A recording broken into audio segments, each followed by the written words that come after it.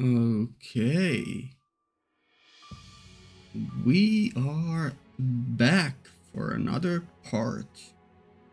Last time we finished door 1 and the interim part before door 2. Cool stuff. I've had a bit over a week now to think about it, and yeah, I really like what we got. We don't yet have enough characters to do like a tier list, so I'm not gonna bother doing one after each door. I'll probably do something like that at the very end of the game. But I guess I could list up off like some of my favorite moments from door 1. I've picked 3 moments. At third place, there was the story told by the white-haired girl of the girl locked inside. That was, I felt like that gave me that had me got me quite emotional, and I don't know, there was just something about that really hit with me the right way. At second place is the kind of very emotional scene with Nelly in her room after the. I'll lower the game volume on my end. It's a bit loud. Yeah, with Nelly in her room breaking all of her stuff after the theater scene. It was very close to making me tear up. But yeah, it was very emotional, and I think I'll remember that scene for quite a while. But the number 1 scene is probably pretty obvious. It's the scene and CG of Nelly on top of Mel. That was just, like I said previously, hauntingly beautiful. There's just something about that, like, yeah, that's definitely a scene that's gonna carry on with me. I don't really have anything to say about it. It's just an impactful scene that really worked. It had great build up, and the story just went to a direction that I wanted it to go, and it all just culminated in that. Really nice. Yeah, so like the ending of door 1 was everything I could have asked for, I guess. We didn't really fully commit to a conclusion, but rather left it as an open-ended tragedy of sorts. I like that because it gives like good food for thought.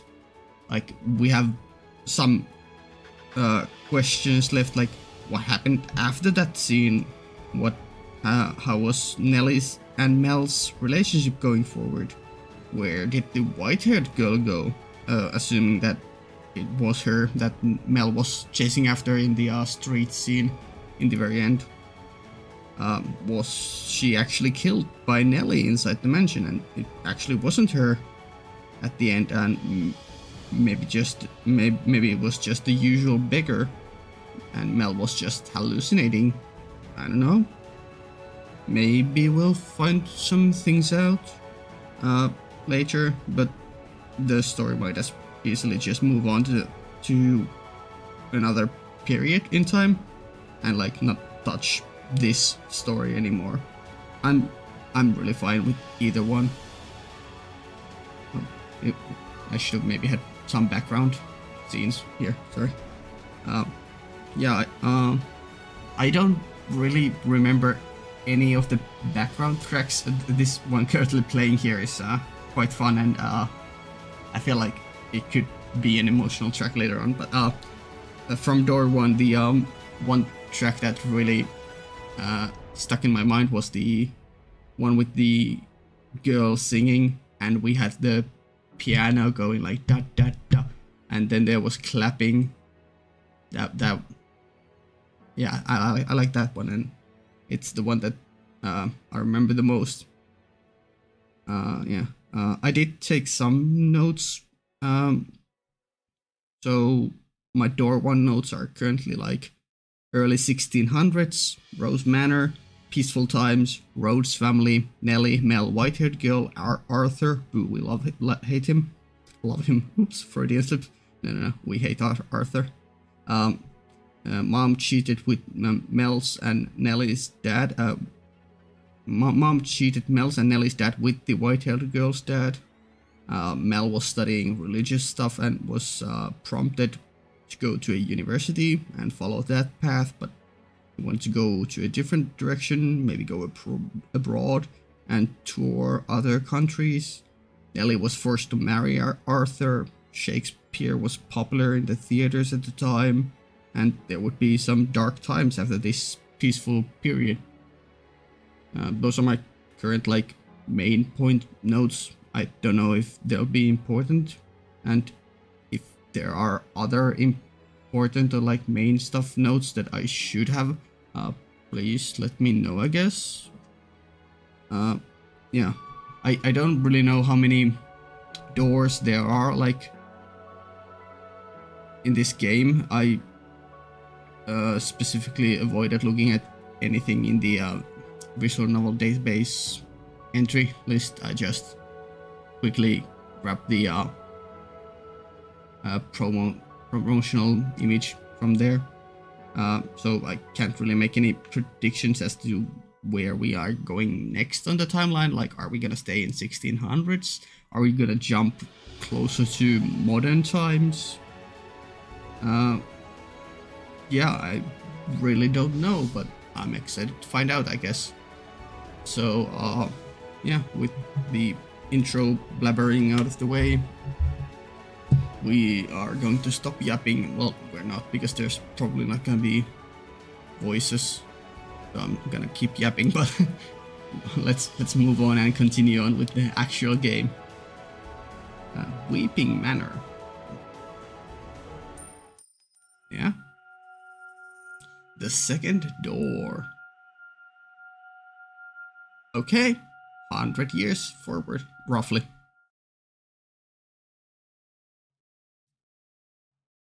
Boy, here we go again. Ooh, immediate music. Let me just listen to this a bit. Let me increase the volume.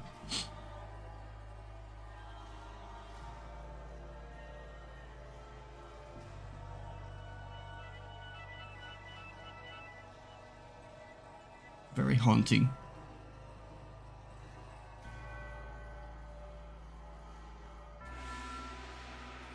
Symbols. Oh. What are those shh sounds?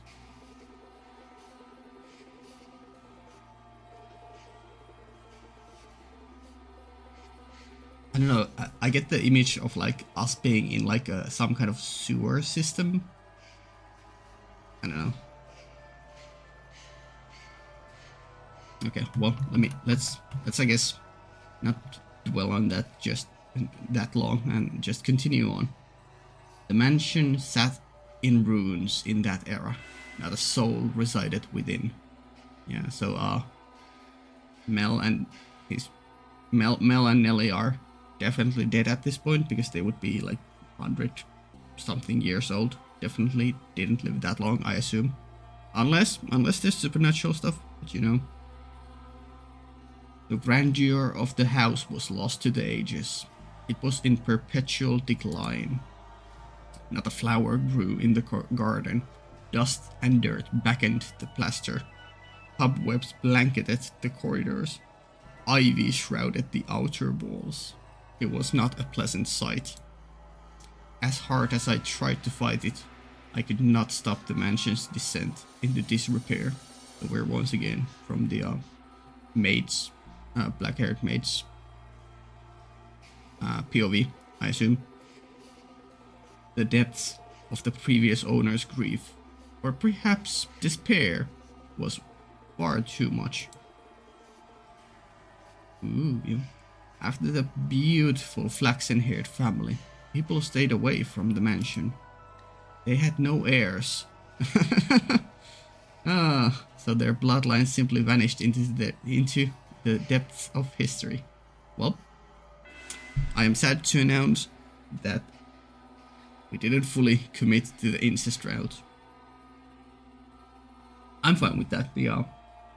I love the kind of a dark tragedy of like realizing that you actually love your siblings in a romantic sense, and it just going horribly haywire.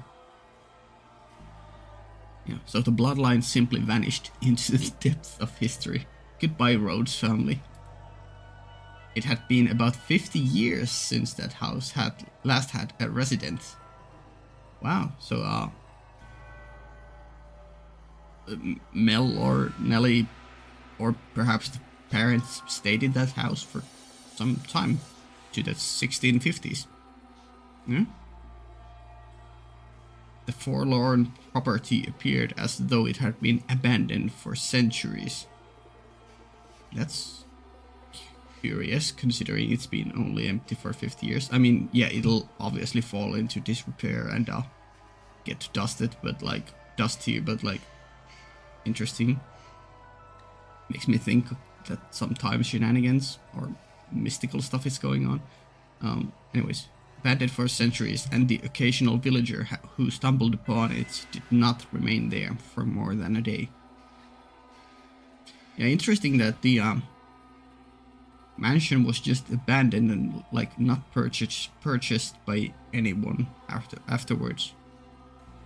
Though I guess that was kind of the case even before the Rhodes family like initially repaired it. The grandfather. Oh yeah, grandfather, I should write his name maybe into the notes. My time there was rather solitary. That was perhaps the loneliest time of my life. You see, everyone who visited the mansion feared it, and it was left without anyone to become its master. I even came to believe that my time serving as a maid would come to an end in this era. However, one day I noticed something out of the ordinary. What's up? As a servant of the house, I am almost immediately aware of any new presence within its walls. And there appeared to be someone downstairs. Can you imagine just how delighted I was? New prey. Ooh, wine cellar. And a box? Though part of me was anxious about what kind of person I might find, the possibility that it could be you had my heart aflutter.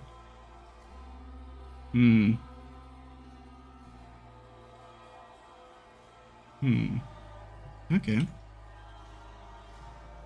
So, resisting the urge to rush, I headed for the basement. The cellar was where red wine, smoked meat, and other preserved foods were kept. By that point, the wine was practically antique. As I had expected. Oh, spooky. Spooky sound in the background. As I had expected, a man had made his way into the cellar. Hello, the maid. I guess that's just what we're going to call you. Is anyone there? Although I am unsure if referring to him as a man is entirely accurate. Oh?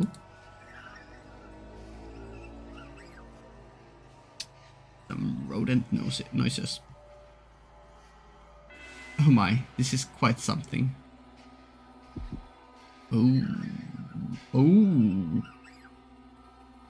Hello, whatever the fuck you are. Is this part of your hair, or is that like a side horn or something? Very spooky. Some blood on the teeth. Mutated, mystifying beast, monster, human, hybrid, something. The very first thing I sensed was an almost unbearable stench. The odor emanated from the man, heightened by the food he had carelessly rummaged through. Okay, so what happens if this man-beast thing attacks you? Are you, like, good? Will you survive? I mean, you obviously are currently with us in the present times, but, like, what happened? How good are you in these kinds of situations? Are you, like, immortal, or... Blood-red liquid spilled from wine barrels, soaking the floor. His sunken eyes had a piercing, wolf-like glimmer in them. His teeth were sharp and yellowed, visible as he ripped into a chunk of meat. He grumbled in a seemingly inhuman tongue. I was looking at a beast. Or perhaps a half-beast. There was another source of odor in the room, though. Ooh, what's up? It had something of a kind of metallic tinge to it, and when I noticed this, I nearly passed out. Uh-oh. The red liquid was not just wine, as I had assumed. Ah, right. There was a body there, dead body. The beast had, I presume, stolen a weapon from the village. A sword far too nice for him. Oh. Okay. A sword far too nice for him to lay on the floor by his side. I could hardly imagine how many people's lives he had taken with that blade, right? So just a murder weapon.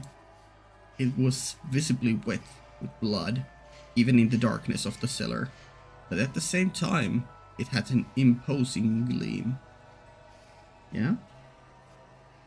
The fine, luscious aroma of the wine could not mask the stench of blood and the beast. Holding my breath, I took a few moments to ponder. This is quite a different... I mean, obviously, it was mentioned before that, like, there would be, like, dark times ahead, but, like, very different of a beginning to, like, the door than this door 2 than door 1. Door 1 was, like, happy aristocrat noble times with kids, and this is like, yeah, we're in a wine cellar with a mysterious beast with a murder weapon in their hands. Yeah, holding my breath, I took a few moments to ponder. What you thinking? Ponder what? Oh, Master you. Okay, fuck you for actually reading my mind and understanding what I just said. Tell me, were you summoned here by the mansion? Yep, nothing comprehensible. Did you come here knowing what kind of a place it is? And before he's actually, or he, or it, or whatever, is actually answering with, like, really detailed and nice responses, but the mate just can't understand it.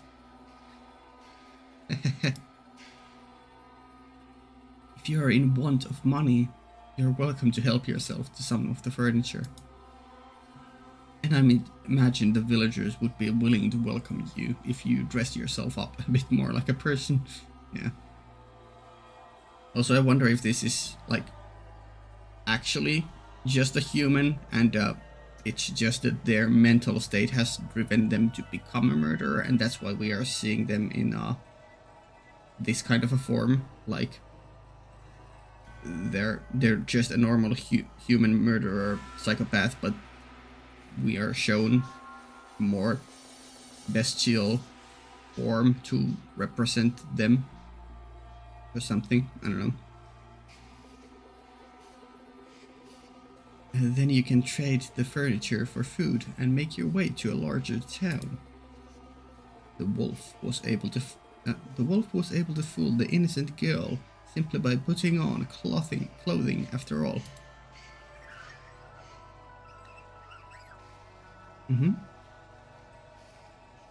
Oh dear, I was afraid you wouldn't understand me. What am I to do? I don't know. Watch and see. I was in quite the predicament.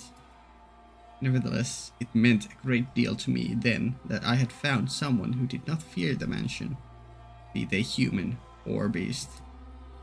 So I decided I should give him my assistance, while doing my best not to agitate him. Okay. Maybe actually, I mean, this is just the very beginning, so I'm not sure if, like, this will be our, like, focus character for this door, but it would be kind of funny to, like, go from the maid being a very background character in door 1, like, not doing that much of the, like, work or, like, pushing the story in any direction, to, like, door 2 where we would just, like, follow a beast murder hobo something with the maid by their side. Quite the difference. But I don't know if we're going there. Right. I say, could you perchance be my new master?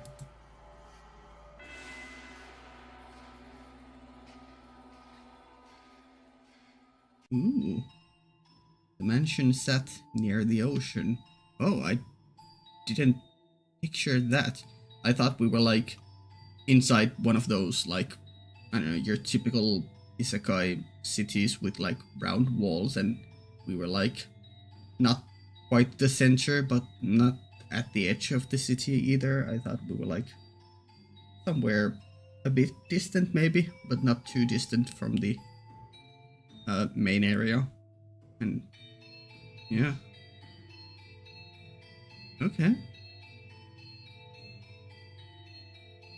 Bridge. Yeah, some inland. Sea. Okay. I wonder if this picture was actually taken in, like, the UK or not, because this, I don't know, the trees here make me think more like Nordic, like Norway maybe. Because when I picture Norway, I picture a lot of, like, what are they called? Are they called like fjords? The ones where small thin rivers flow into the inland. I don't know. The mansion sat near the ocean. Ooh, that would also, like, maybe the mansion can magically shift places. It doesn't always need to be in the UK. Say it was perched upon a cliff might make it sound rather intimidating. But you could see the beautifully clear sea through the windows, a glittering expanse of emerald and turquoise. Yeah? If the mansion had been in proper condition, it would have been breathtaking against that backdrop. I even wanted to plant orange trees in the garden. Though it was a tumultuous era, the sun still shone bright upon the land, which only served to emphasize the house's unsightliness. True. Yeah, that's a nice visual. Like, yeah. Like, just nature and brightness and beautiful visuals, and then just a big mansion in disrepair and in complete ruin in the middle of nothingness. Oh yes, perhaps I should give you some more background information. Yes, please, because I've just assumed so far that we are, like, somewhere in the UK. At that period in time, a war had just drawn to a close. Okay. Right. The once gorgeous wetlands were infested with crows picking at decaying remains. Bodies of soldiers fallen in battle continually washed up on the shores of coastal villages. Yeah, okay, sure. Also, I just kind of assumed that Rhodes family, because Shakespeare was also mentioned that it was in the England. It was in England, but it could easily be somewhere just a neighboring country to England, like France, Belgium, Netherlands, Germany, I don't know. The people wanted nothing more than for the curtain to draw on that deeply political contest. And when it finally did, the kingdom, with its richly fertile shores, was stripped of its independence, beginning a new era under a new rules. The people were exhausted, their spirits wasted away, and the splendor of the ocean and sky did nothing to help. In my mind, the beast was emblematic of the times, emaciated, and enveloped in the scent of blood. But the war came to an end. Thus the beast did not have to remain a beast, I thought. Did he? No. No. People change. People can change.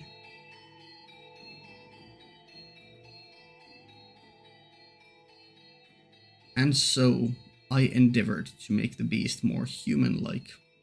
Yeah? What are we looking? Okay, this is a bed frame. Yeah. A big bed. Yeah, one of those old-time beds. Painting.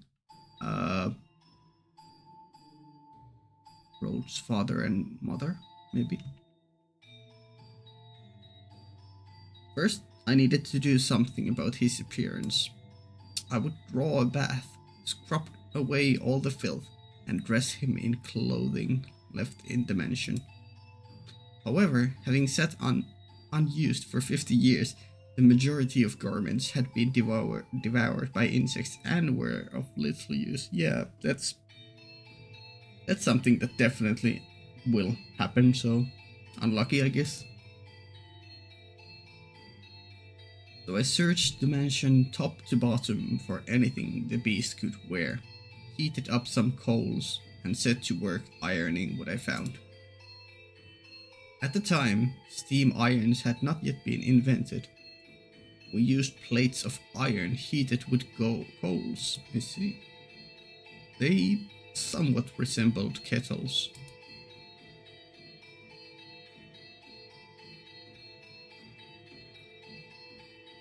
This is this is the one of the first scenes we saw of the mansion before door one. Not the very first one with the fireplace, but I think this was the second screen. I even prepared meals for the beast in order to teach him proper table manners. Yeah? Although with the mansion in a nearly uninhabitable state of disarray, there was only so much I could do in the kitchen. And the only supplies I had to work with were what was left in the cellar. As such, I was not able to put to use the cooking skills I had learned in the flaxen-haired family's time. Now, you mustn't eat with your hands. Do you want to get your fingers and face dirty? I don't think it cares. More mouse or rat screeching noises. You eat using a knife and fork. See, like this? I feel like I am teaching a young child. Oh, an actual roar. Did it shatter the plate or like glass or something?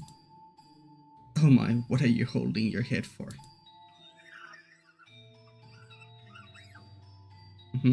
Yeah, sure. Oh dear. Perhaps I should be teaching you to speak before table manners. Maybe? I don't know. More growling. Worry not, we have plenty of time. You're just assuming it can live a long life. What if it has a lifespan of like 1 year? You needn't act so frightened.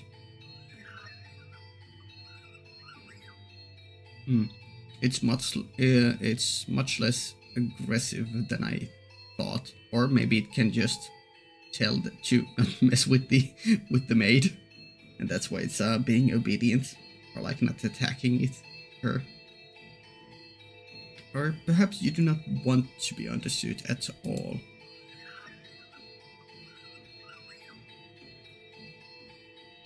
You be so kind as to tell me your name.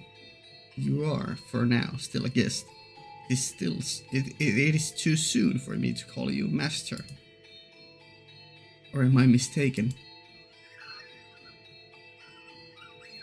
Yep. Its name is 7X.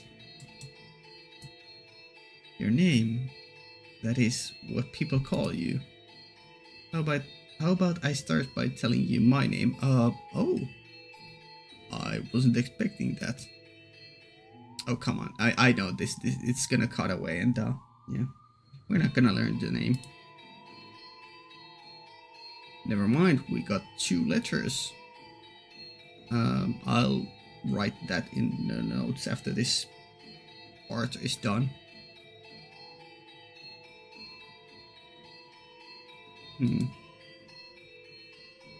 Oh, it was referring to his name. Its name is, I don't know. Bestia. Bestial man, maybe, I don't know. Bestia. Okay, we're going with Bestia. Bestia is Bestia. Your name is Bestia? I see. Then that is what I shall call you, Bestia. I mean, I don't know. It's probably Bestia because it's missing the L, but it normally would probably be Bestia. I don't know. It could be Bestia or Bestia. I guess you guys can let me know.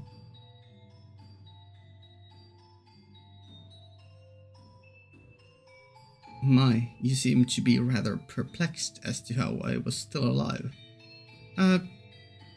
No, I just kinda assumed. I mean, we saw you at 1600s and I never questioned you back then.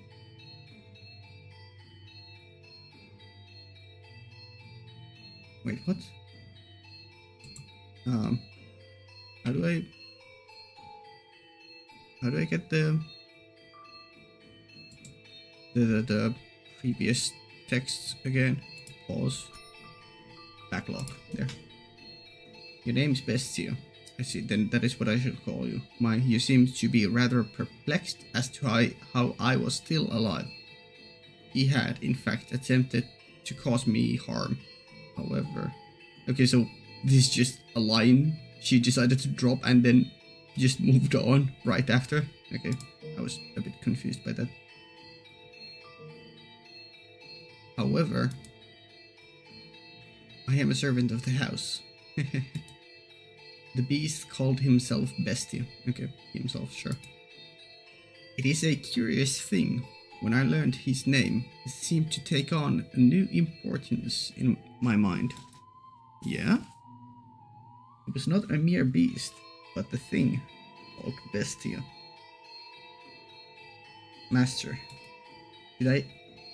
should I ever have the chance to hear your name, I am certain you too shall become more substantial a presence. Sure.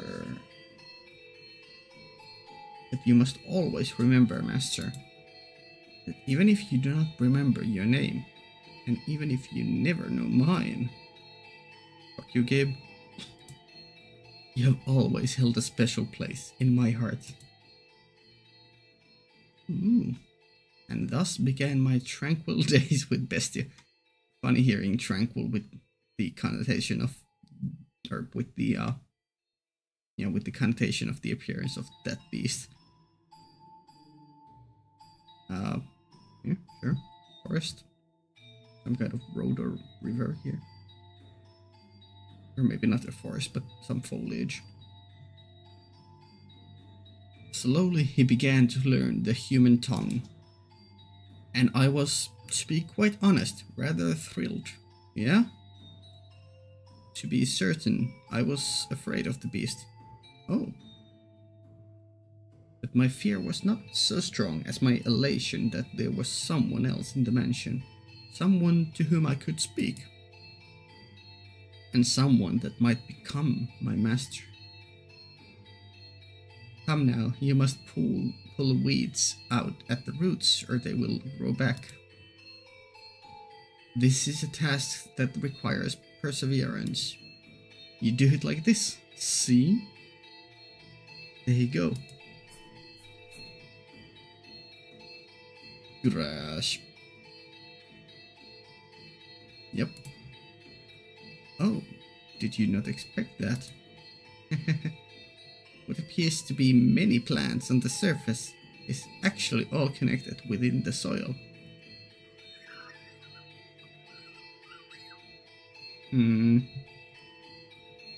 This is a task that requires a man's strength.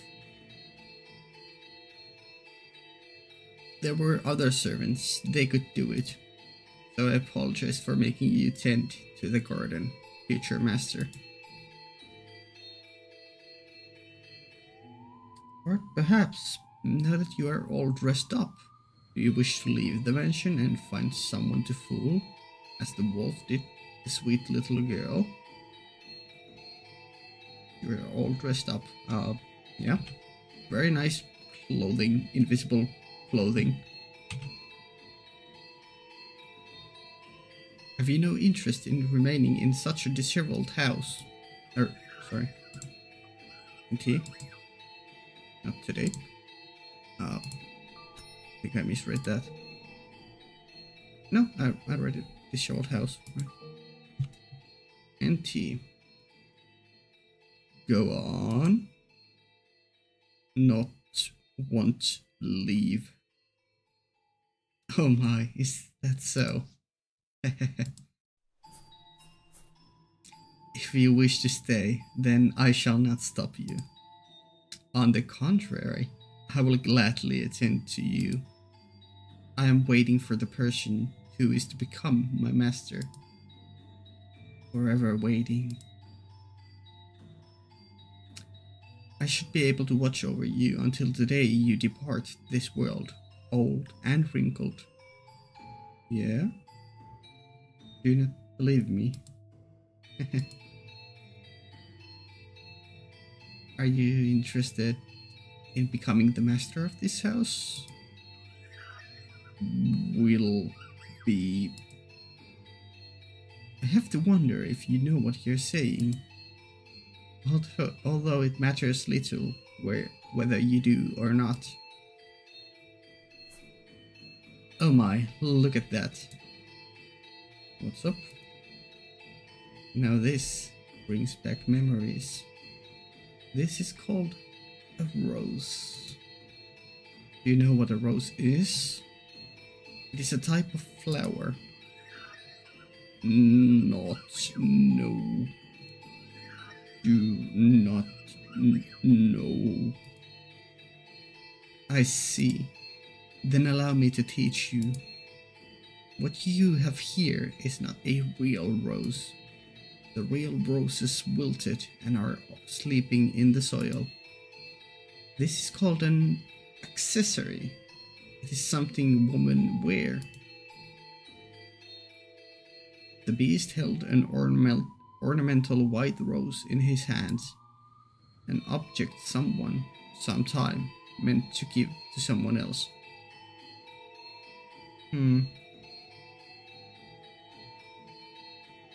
Was the thing that Mel gave to Nelly as a birthday present, was it the white rose? I forgot. Maybe I should have written that down. I'm tentatively gonna assume that that's the case and that's what we are doing here, but if it's not, then it's not.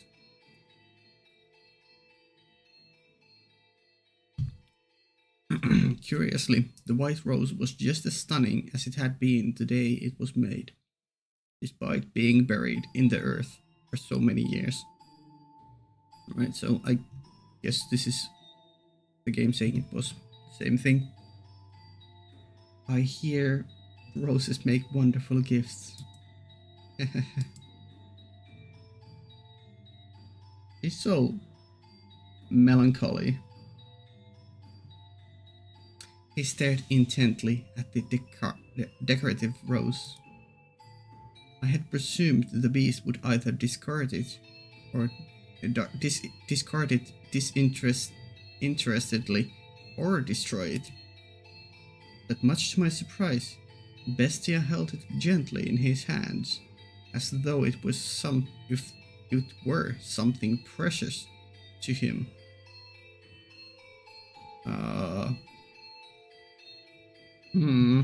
Interesting. I mean, immediately this line makes me think that this is some kind of amalgamation of Nelly and Mel, but like, you know, you never know. Are you, perchance, considering giving it to me? So you're not. Very well. Is there someone else you would like to give it to? In that moment, a thought floated through my mind. The thing I had found in a pool of blood in the cellar was a monstrous creature indeed. Perhaps that was not, at his core, what he truly was. Yeah? I asked him a question. What is it that you desire, Bestia? This mansion fulfills people's desires. If you yearn for something, want. What do you want? Live. Peace. I see.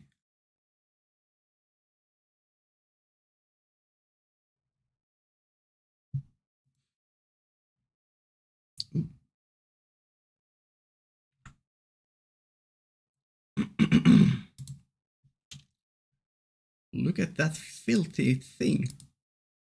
A beast. It's a beast. It's eating goddamn sand. You really that hungry? Beast, you foul creature. Stay the hell back. Get any closer, filthy beast, and I'll kill you. Yeah. Getting persecuted just for his appearance. Several days passed by. As Bestia began to act more like a person, the mansion followed suit, slowly becoming more habitable, though not yet back to its former glory. I see.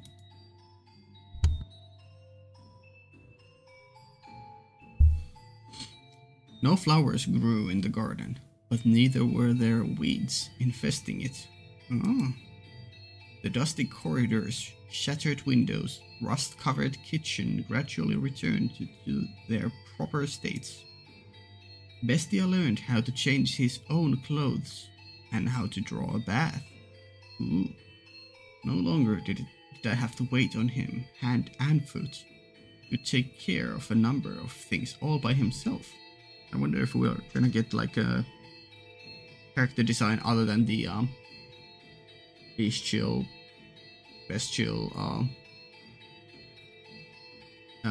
shadowy figure with monsters, teeth and eyes. What we lacked for food, he acquired from the forest. Never did he go to purchase supplies from the village. Rather, he captured hares and gathered herbs hidden in the overgrowth. They were days without incident, and though such a life may be want for excitement, peace is something that you mustn't take for granted, yeah? Those who have it cast it aside, finding the leisurely flow of time dull. Only those who have never experienced it truly know how precious it is. Bestia appeared to be content. He wore an expression of solitary serenity. Merchant? Is anyone there? Did you have an accident and you were forced to take shelter here, or? And then one day, a crack formed in the uneventful tranquility. I feel like this poor merchant is about to have the worst day in his life. Or her life, maybe, I don't know. Is anyone in there? Could you part with some food? I don't need much. Some food and water. Just a little, that's all I need. Bestia looked over at me, as if seeking my aid. Ironic, no? It was the visitor who was truly in need of aid. I pondered it for a few moments, deciding that I could not simply turn away someone calling upon the mansion. Had Bestia ordered me to not let him in, I would have followed his instructions, but he said nothing. Okay. Oh, thank God, someone's here. That was a design. I was afraid it was deserted. You said you were in need of sustenance? Yes. It doesn't have to be much. Anything to quench this thirst. I got lost, and it's been several days. Give me a few minutes. I will find... Let him in.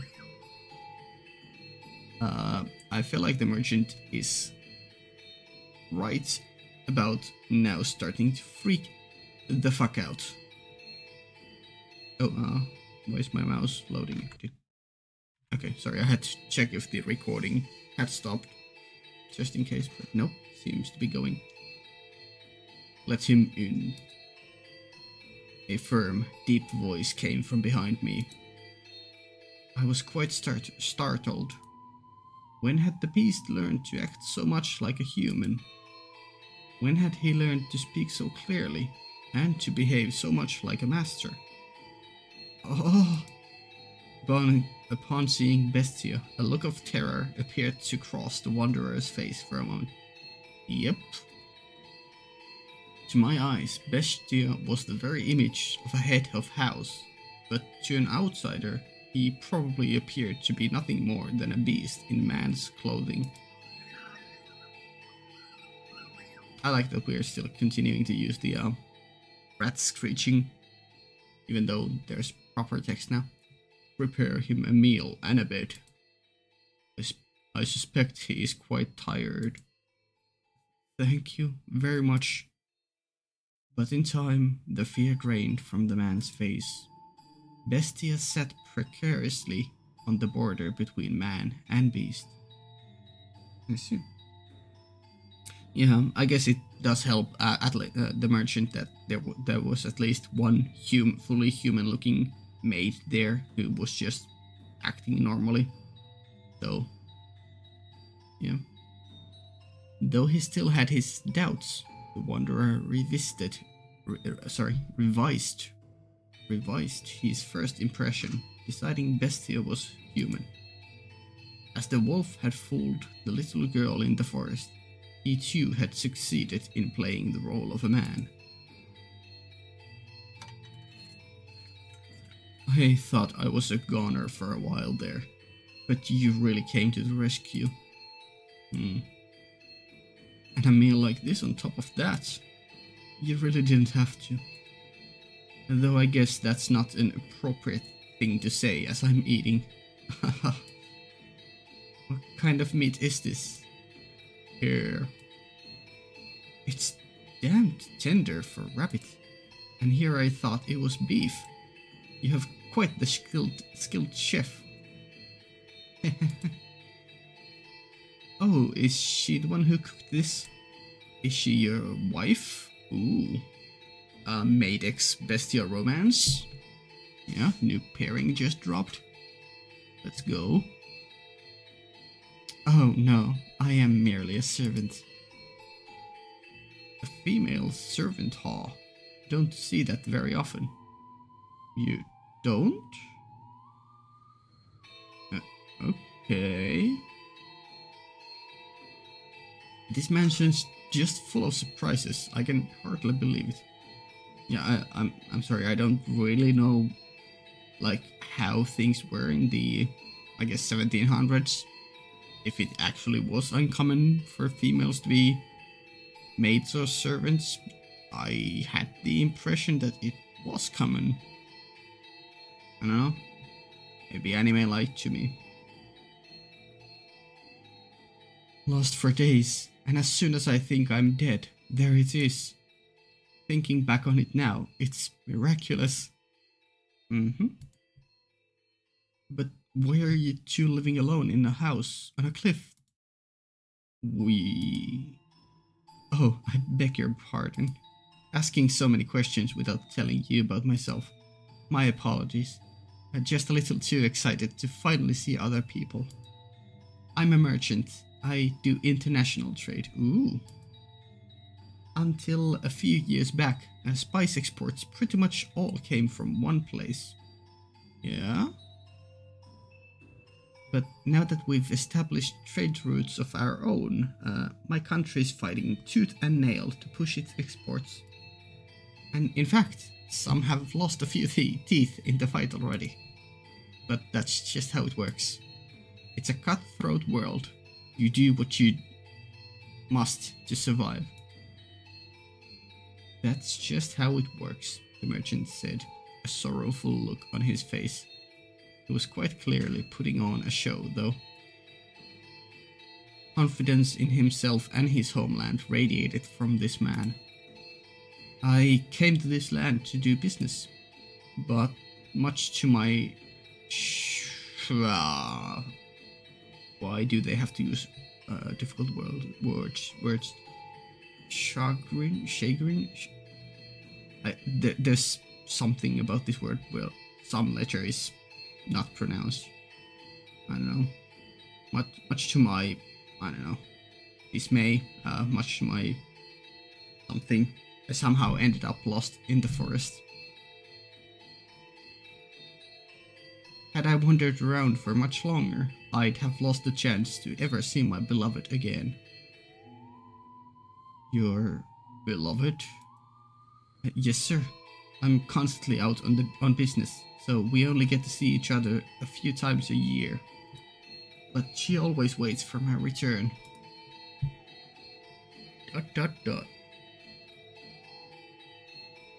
I'd like to introduce you to her if I ever get the chance. She's a pretty girl, if not especially striking. Is that so? The merchant was a man of many words, and I, for one, do not mind a lively supper table. Yeah? Especially since it's a good contrast to Bestia, who's a man beast of not many words. Though I know not how Bestia felt, at the very least I was glad we had invited the Wanderer into the mansion. He was, after all, holding a proper conversation with someone, and he seemed to be having success concealing his piercing beast-like gaze. However... Oh, right, I stopped by the village before entering the forest, and I heard a bone-chilling tale there. Maybe something about a beast? Perhaps? As soon as the merchant brought up the subject, palpable tension spread through the room. They say there have been sightings of a beast. Nope, not here. It's a creature unlike anything anyone's seen before. Not a wolf or a bear or anything like that. It even attacked the village once, killing several people. Skill issue. Thankfully, the men managed to drive it out. But the creature is still alive. There's nothing in this world scarier than a visaged beast. Yep. So you should keep an eye out. Wouldn't want to accidentally let a murderous beast into your home. Disagree, says the maid. At the villagers' insistence, I had the smithy forge me a knife. Knife is gonna be a plot point later on. Is that knife? Huh? With you now? Well, yeah, I've got it on me. Only good to defend myself with, but it's better than that knife. You brought that knife. Uh-oh. You're here to kill me with that knife. Oh no. What? You're going to stab me again and again with that knife, like they did last time. That's why you're here, isn't it? What are you talking about? What's gotten into you? Stab and stab and stab. Calm down. What are you so worried about? I'm not going to hurt you with this. And we're going full beast mode.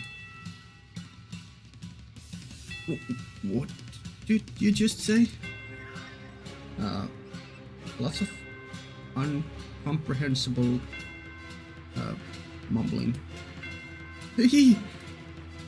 I like to imagine that before the wolf ate the poor little girl, he said, "Is this what I always look like?" That beast. What's your problem? What's wrong? To talk like a human. Is me. Stop, stay back. Get any closer and I'll stab you to death. You act like you only just realized I'm a beast. That's right. I'm a beast. I killed them. Stay back. And I'll do the same to you. Help! In his hand, Bestia held his sword. Perhaps it had been hidden under the table, or maybe behind his chair? Regardless, it was as though he had expected this to happen.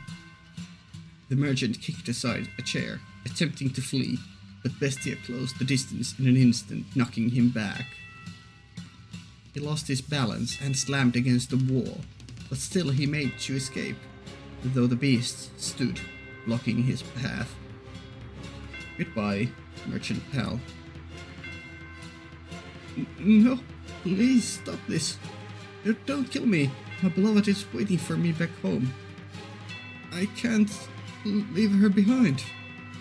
And why should I care?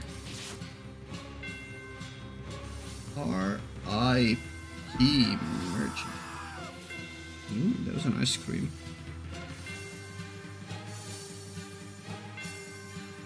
Get destroyed. Poor guy. A dreadful scream echoed through the dining room. I like this backing track. Very yeah, it fits. I reflexively covered my ears. Please help! Someone, anyone. No one's going to come for you. This mansion's a long way from town. Help! That woman, where did she... Why isn't she here? She was just... Yeah, the maid is just looking from the sidelines, smiling, and staying quietly in the same place. What? You'll kill me if I don't kill you. And so I must show you that I must show you that I'm serious. I must kill you, or you don't understand. You won't understand. You just won't understand. If I don't show you firsthand You won't understand. I'll make you understand. I'll make your flesh and bones understand. I'll kill you. I'll kill you. My man. Ugh. I'm not very good at making those noises. Kill you.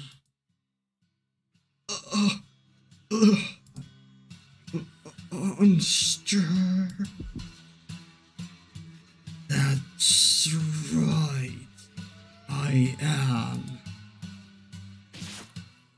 a beast.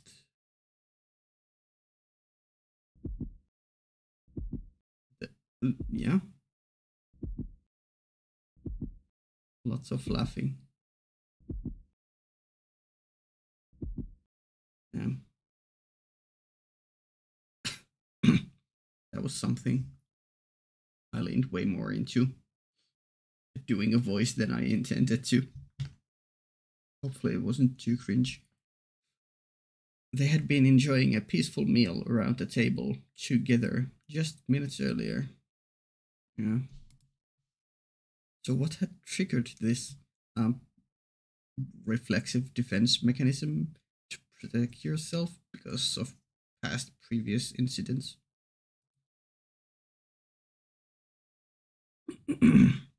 If I were to guess, the merchant saying the word knife is what caused the beast to snap. Yeah. Or knife in combination with the mention of the town. A simple, small thing set him off. I could not comprehend it. Bestia, who had said he wished for peace, was staring down at the ravaged corpse of the merchant. Yeah. Yup. With a look of ecstasy on his face. Ooh. Master, can you understand how he felt? Even just a little? Unfortunately, I don't have any experience with murdering people, so, you know. I mean, I can understand the feeling of, like, being able to defend yourself and being alleviated that the threat is gone. But that's about it. Did he not yearn for peace? But for slaughter? I don't know. He seemed to want to be at peace earlier, but maybe it's both, you know. Maybe it's just in his nature, although I guess nature can be changed, but I don't know.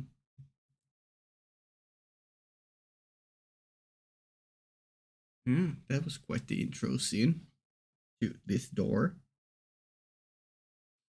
And back to P. Ooh, hello, Pauline. Very nice design. Love the hairstyle. This kind of hairstyle really reminds me of some Chinese character designs I've seen before.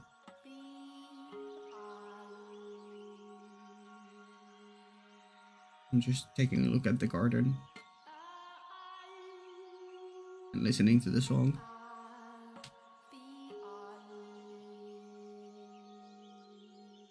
Yeah. Definitely going from a murder scene to this is quite different. I really like the backing track. I really like the previous backing track too in the merchant death scene, murder scene. Yeah. Okay, hello Pauline. I am a fan already. Alright, that does it for today's shopping. And now, the moment we've all been waiting for. Snack time! Yes! You can have some, I don't know, cookies. The beast will have some merchant flesh. I'll have, I don't know, I have my energy drink and pistachio nuts here. I'll enjoy them, yeah. Cheers. There's nothing better than having a ham sandwich in the park. Ham sandwich is great. Oh dear, maybe I should lower my voice when I'm talking to myself. Awkward, considering I'm currently in a room by myself, yelling to a mic.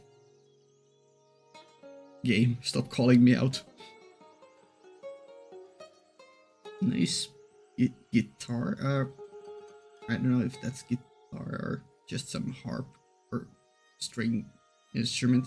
I don't know. But it's so nice out, I just can't help myself. Does the weather have anything to do with talking to oneself? Who knows? Not important. Food. If he were here, it would taste even... Oh. Somehow I didn't even connect that. This is probably the merchant's wife, lover, whatever. Oh. Yeah. I wonder when I'll get to see him next. About that. Pauline's mother. Pauline! There you are. Oh dear, what got you so frazzled, Mom? Some bad news, perhaps. Oh, Pauline. What is it? Did something happen? What's the matter, Mom? Mom? Pauline. This isn't like you, Mom. It's not like you at all. Tell me, what happened? I told you, stay away from men who trade. Huh? Oh, Pauline, my dear daughter. Why must God be so cruel to such a sweet girl? Yeah, oof. Come on, don't give me a Pauline crying scene right after I met her. I already got somewhat attached. Don't do this to me, Kane. You're hurting me, Mom. Don't squeeze so tight. What's gotten into you? Listen carefully, Pauline. You must be calm and hear me out. Understood? Your lover, the beloved man you wait for. Oh no. He's dead.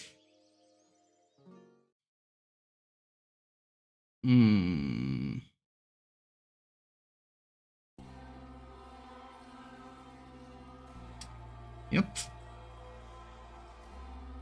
I'm kinda glad the game cut away and didn't let us see how Pauline reacted afterwards. That would have been brutal. Oh boy. The beast's humanity began slipping away from him after that encounter. Yeah. This is the hallway we saw Mel see the white-haired girl first at on her first day working here. He had returned to the thing I had found in the cellar. Actually, he prowled the mansion's halls looking more barbaric than ever. Yeah, but it's still interesting that Bestia is not attacking the maid. I wonder if Pauline is gonna re-enter the story or if the purpose was just to show that there was someone who had to grieve because of the loss caused by Bestia. I kind of want Pauline to re-enter the story and I don't know, start interacting with Bestia. Maybe have some kind of conflict. Despite all the effort. Oh, what would be... I don't know why this came to my mind just now, but it would be cruel if Bestia somehow regained more human-like manners and appearance and then Pauline unknowingly stepped into this mansion and somehow fell in love with the beast. Only to later find out that the beast had killed the merchant. But it was too late. That would be a juicy tragedy. That was just something that instantly popped into my mind. I have no idea where we're going with this story yet. But I'm liking that we have seemingly a POV of a more monstrous, evil thing. Or we need more stories overall with, like, the point of view character being evil. Not enough of that in the world.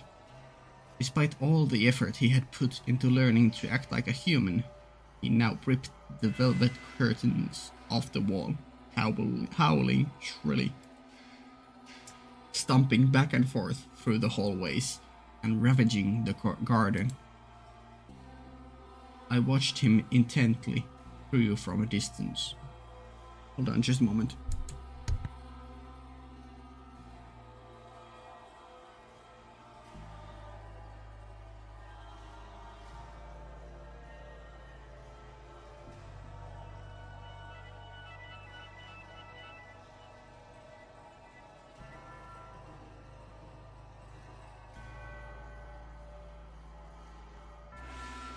Sorry, I had to sneeze really bad. Bestia was not merely a beast, but an out-of-control, bloodthirsty beast. Yeah. I'm currently 6-0. That's why this episode will be late to Patreon. It should come out just fine on YouTube end, but yeah. Just a few days ago, we had been tending to garden together, but that was no longer possible. I was quite disappointed.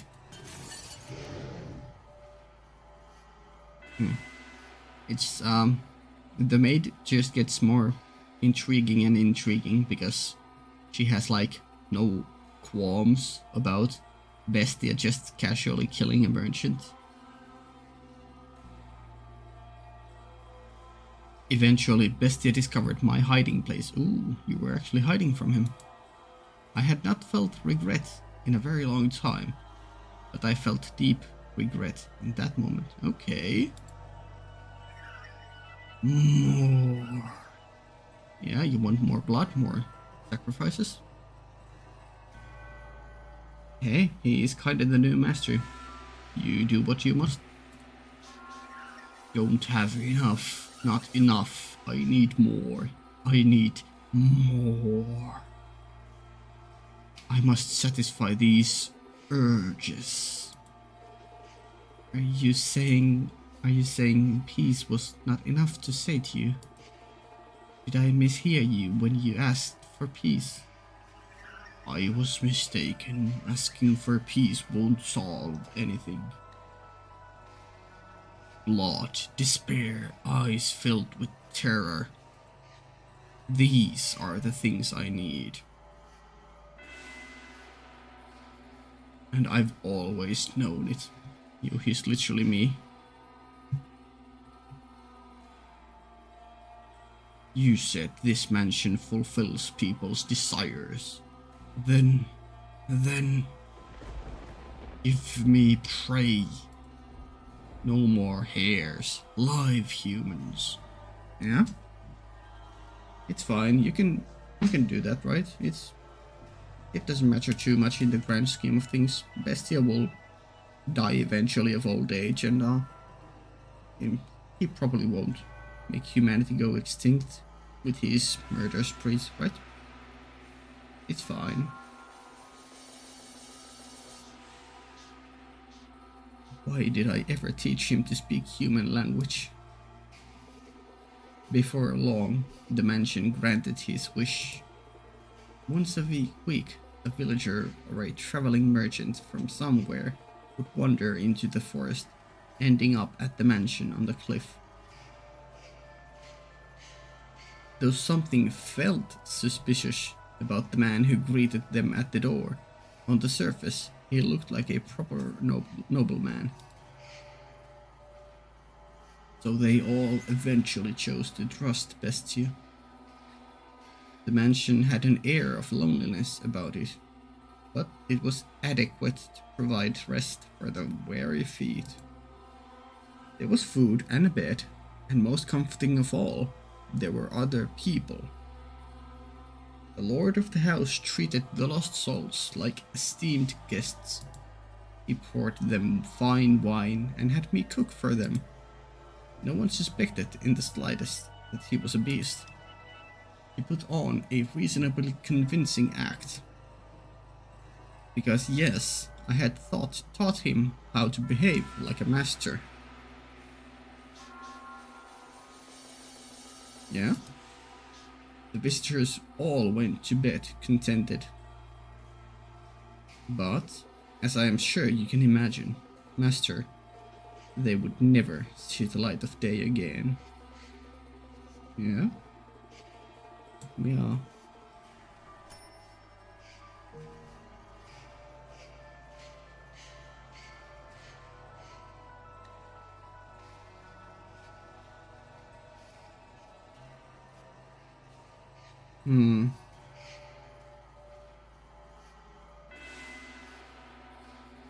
I feel like somehow the maid is doing the same to us, the player.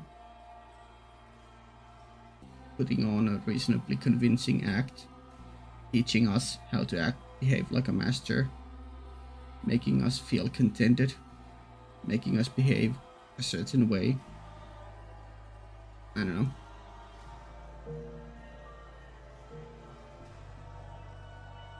The penetratingly bright sunlight, particularly this area.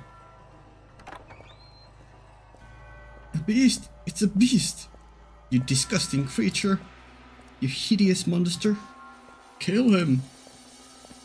If that's how you humans want to do things, then I'll play your little game.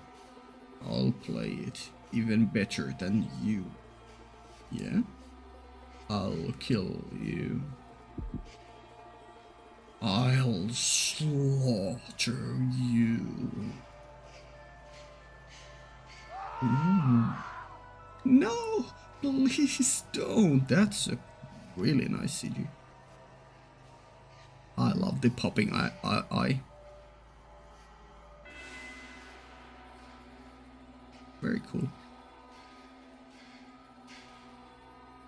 This, not the teeth themselves, but otherwise this here kind of gives me Venom vibes, Venom from Spider-Man.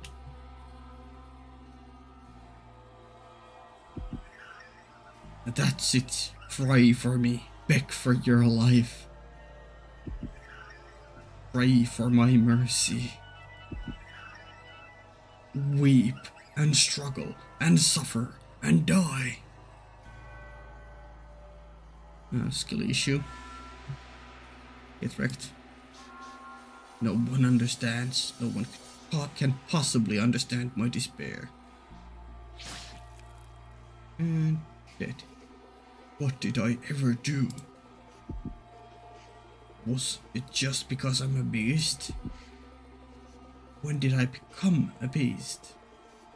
Yeah, it's not specifically because you are a beast, but because you are something other than a normal human. Because humans fear, the thing humans fear the most is the unknown, something different. Why do beasts have to die? Beasts are savage, and so they must die. I'm beast, therefore I'm savage. In which case, I'll kill them. I'll show them what makes a beast so terrifying. Lots of manic laughter.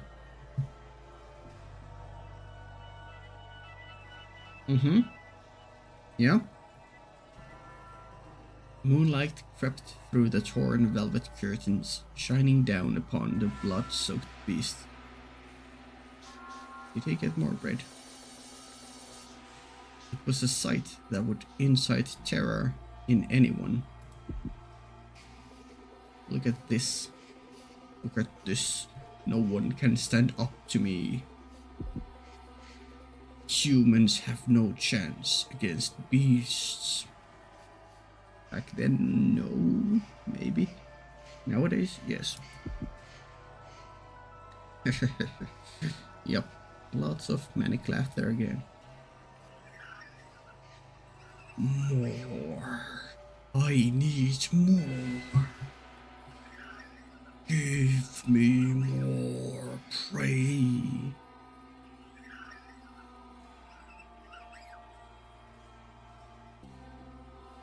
The mansion continued to sate the beast's demented craving, sending not one but multiple villagers into his claws. Into these blood-stained walls, off which echoed his monstrous howls. Stop, please, I'm begging you, spare me. Oh, God. Yeah. Very cool looking. Sorry, I'm not familiar with your god. Beasts have no need of gods.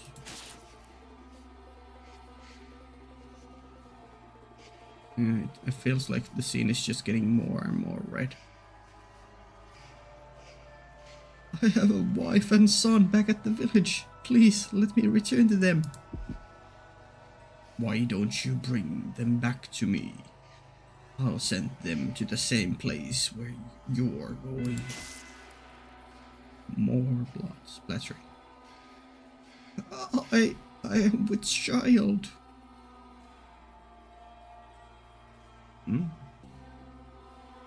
Please, let me go.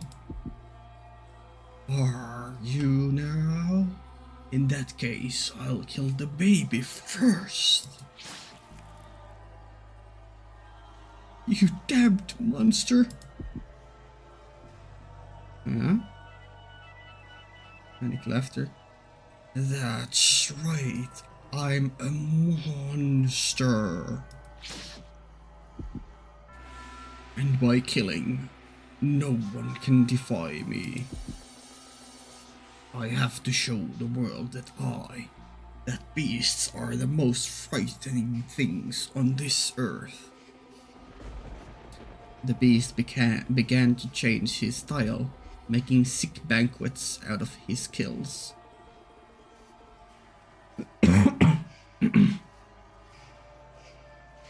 Some days he would tie his guests up in the cellar, playing with them for hours until they finally died.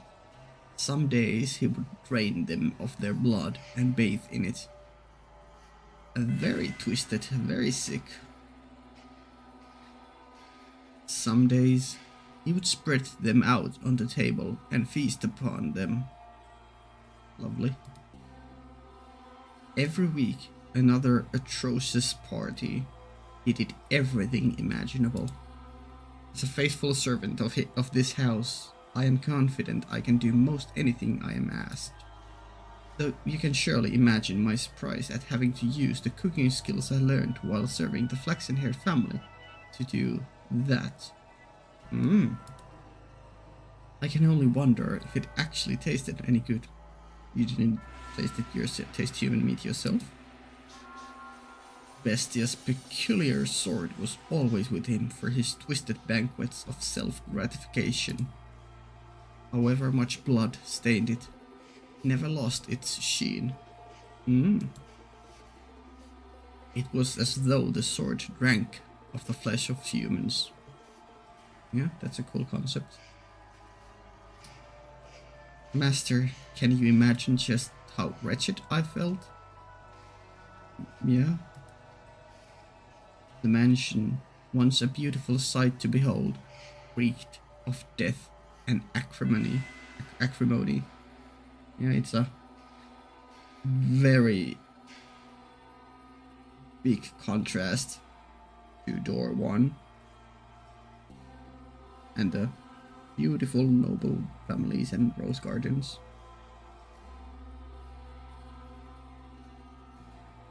The stench of rotting flesh seeped up from the cellar. Even the years it spent forsaken and in ruins were preferable to that. Or perhaps I only had myself to blame. It was I who had invited the beast into the mansion. More. Not enough. This isn't enough to satisfy me. But Bestia still sought to hold more of his perverse parties.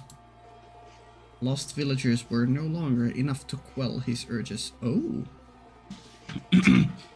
So what's next then? Are we gonna start sending like, I don't know, entire armies here?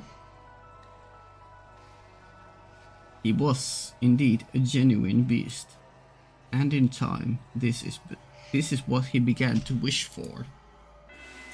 Can't you get me any better prey? Something truly exquisite. The perfect prey to quench this maddening thirst of mine.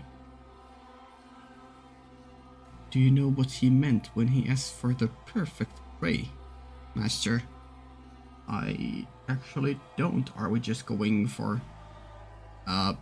children or pretty women, or are we going for you, the maid, or I don't know.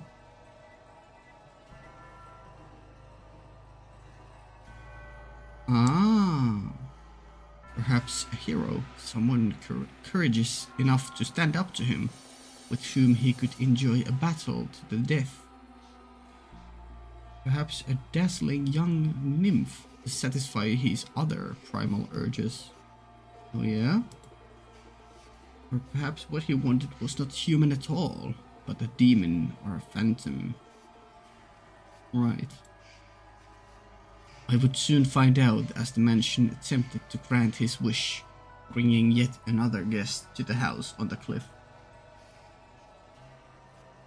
Maybe it actually will be Pauline and there will be an epic conflict between them.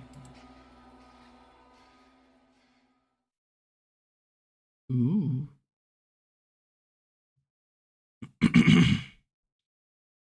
If the devil guides us, if God guides us, then perhaps I could accept that this was fate. Then it makes sense that I am here.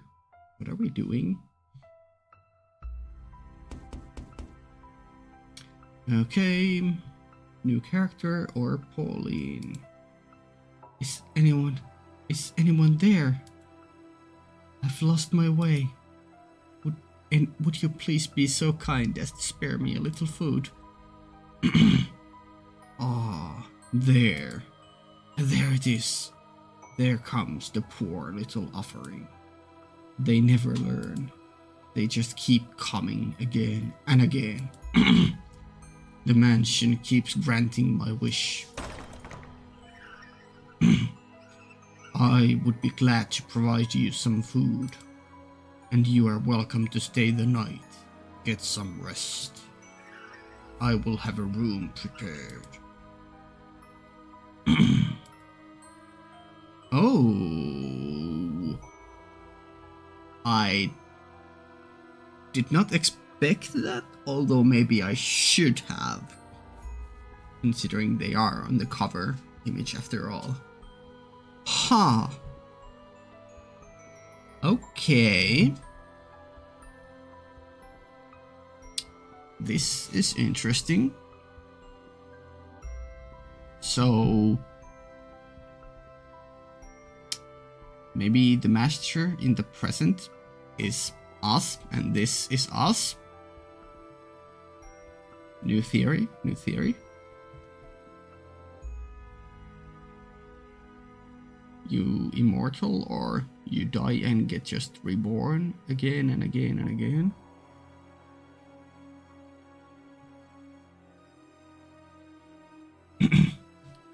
Then I suppose I shall take up on your generosity.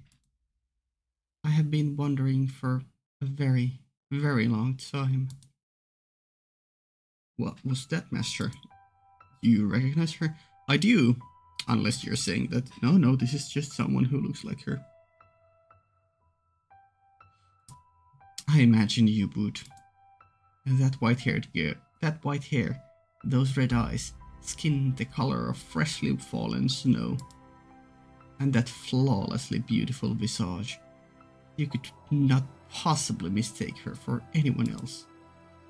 And no, it is not someone who happens to resemble her. Okay. Fuck you for once again reading my mind, but also thank you for resolving that and telling us straight that it is her. Okay. I can understand why you would be surprised, Master. At first, I could hardly believe my own eyes. The wanderer knocking on the door that day was the very same fair-skinned young woman who visited the mansion so many years earlier. Yeah? The question is, does she remember you, the maid?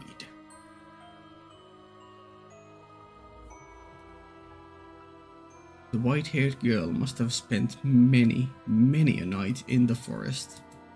Her crystalline skin was covered in red scratches from where she had brushed against stray branches and tree bark. She had even lost her shoes, and was standing there barefooted, looking quite disheartened. But that did not make her any less beautiful. In fact, you could just imagine the dense forest canopy parting to allow the sun to shine down upon her. Sun to shine down upon her when she was all about not wanting to be in the sun before. The beast appeared surprised by her angelic beauty as well. It seemed as though all the madness drained from him in that moment. He said nothing, but his eyes told all. He was entranced by the sight of her ruby red irises and her pure white hair. Yeah? Pardon? Oh, I am a beast. Oh, right. I thought he said that, but no, it's in parentheses, so he just thought of that. So he's convincing himself that he's a beast and he's not falling in love with her. Is every character of every door gonna encounter the white-haired girl and fall in love with her? Huh. This is what I asked for. Something to quench my thirst. You're allowed to be happy. But as I said, it was only for a moment. So rejoice. Imagine just how gratifying it will be to see such a beautiful woman writhing in the throes of death. Yeah? Follow me. I will have a bath drawn as well. And once the moment had passed, the beast was barely able to contain the wellspring of madness within himself. He wanted nothing more than to run his sword through the white-haired girl that very instant, to torture her, to defile her.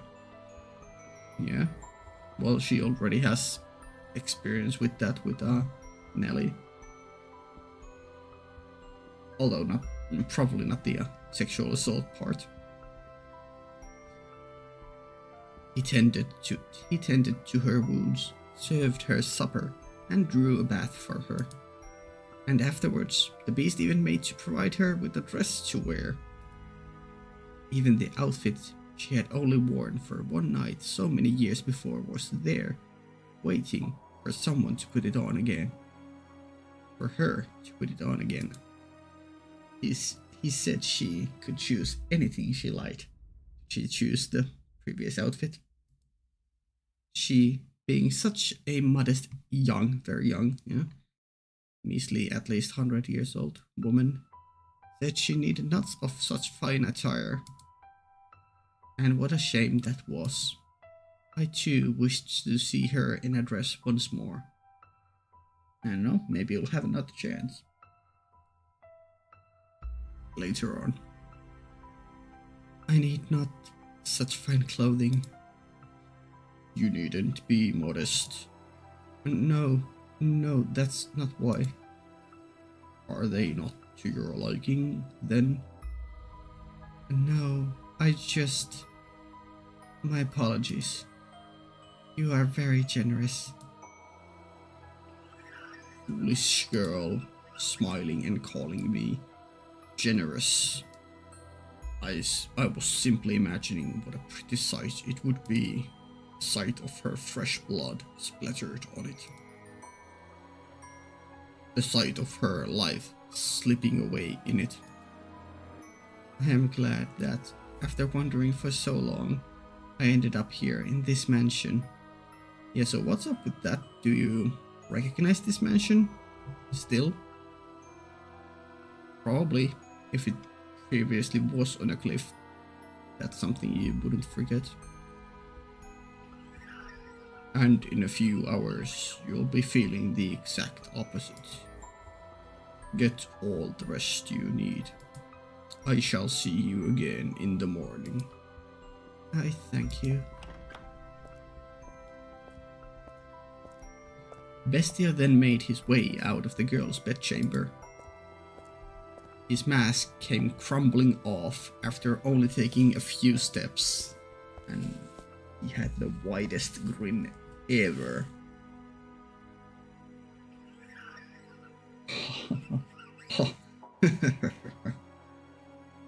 There, that's precisely what I wanted.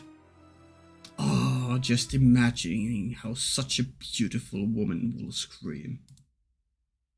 How she'll beg for her life. Hey, are you there?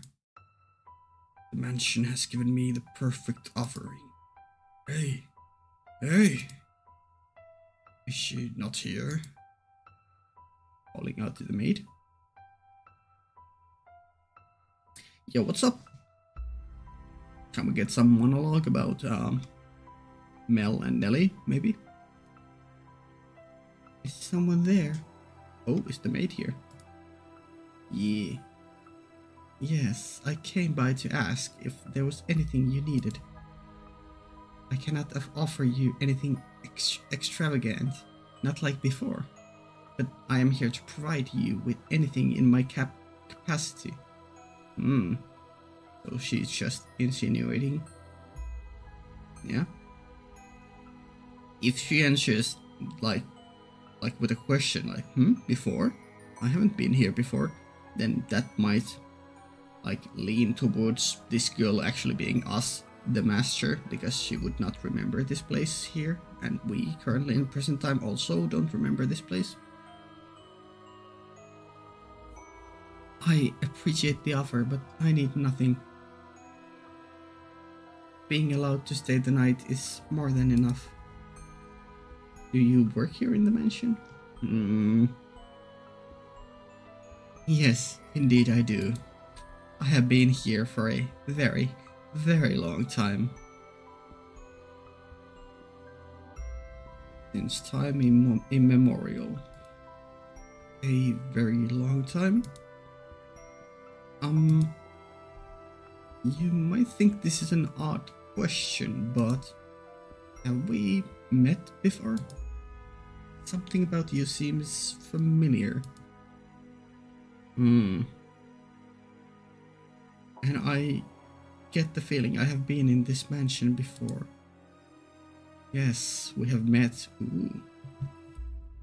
It was quite some time ago, though. When was it? Are you gonna drop the bomb that it was over 100 years, or about 100 years ago? It was an unimaginably long time ago.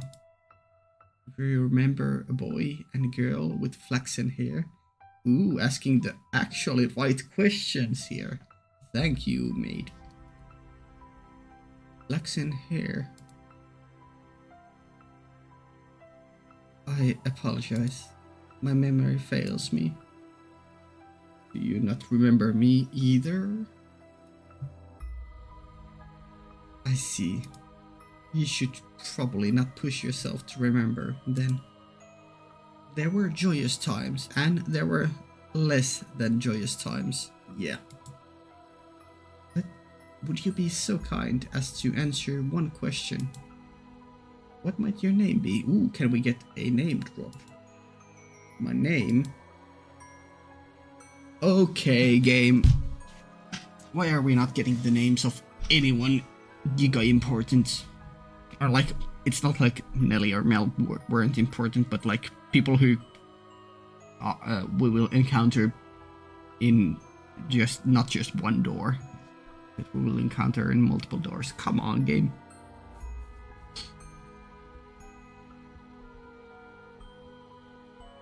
I see. So you are blank again. Again?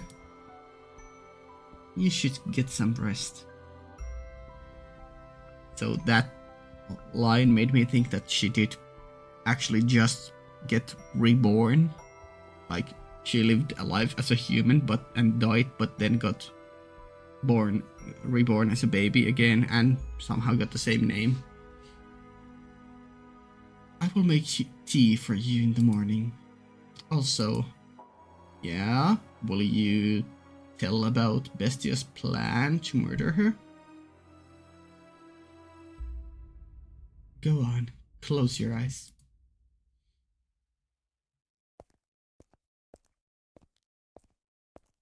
Ooh. But Bestia never waited for morning to come. Are we gonna get a death scene for the white-haired girl in every door? Poor white-haired girl. With his sword that smelled of blood hanging from his hip, the beast slowly, ever so slowly, crept towards the room where the white-haired girl slept. The time was soon approaching for the bloodthirsty beast to paint the walls with the young woman's blood, to turn her bedchamber into a gore-splattered altar upon which he would offer her to the devil. Exclamation point. However, when he opened the door, the beast could hardly believe his eyes. Yeah, did the maid take the white-haired girl away from here? No? Okay. He was not asleep, but sitting there as if expecting Bestia's arrival. Why are you awake? Did you not go to sleep?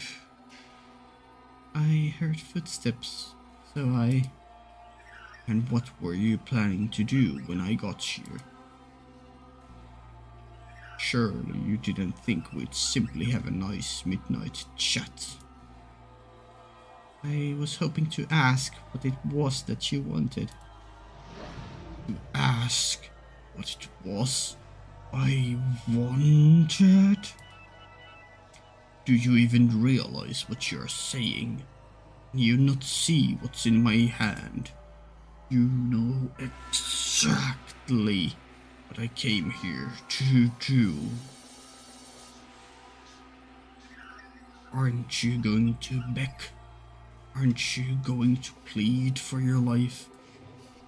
Aren't you going to ask me not to kill you? If it's necessary. But is that what you want? What I want is something much, much more gratifying than your pleas. I want to hold a banquet. It's not enough. No matter what I do, it's not enough. But you will be enough to satisfy me, to quench this unholy thirst, to completely, wholly fill me to the bursting point. Yeah?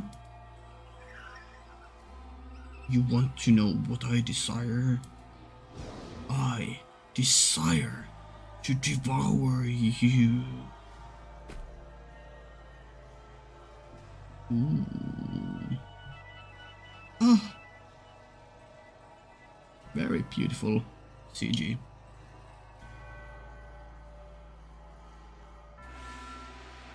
Yeah. Bestia shoved the girl back, slamming her into the mattress. He then stabbed his sword through the sheets beside her, looking down upon the girl, the moonlight at his back.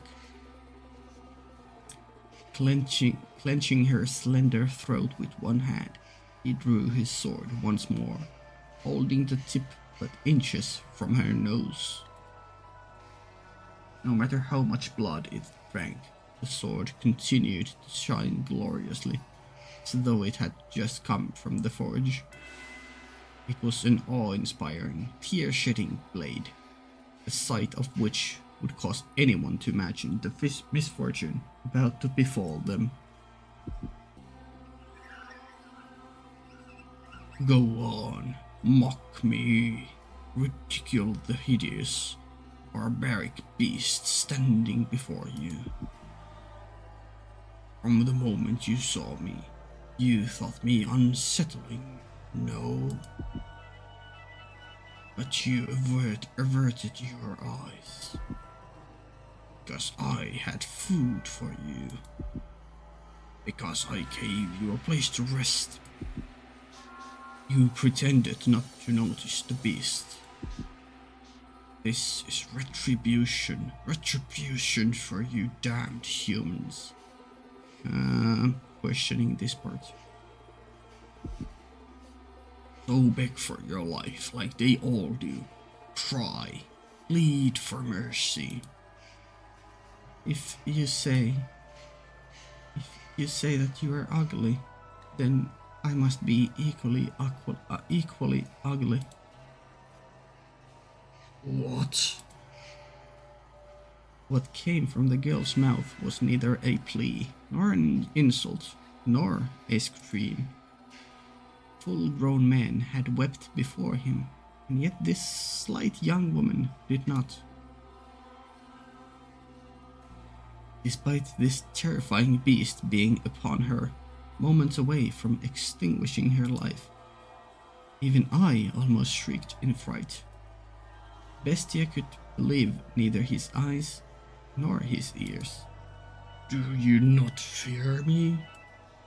Can you not see what I'm about to do to you?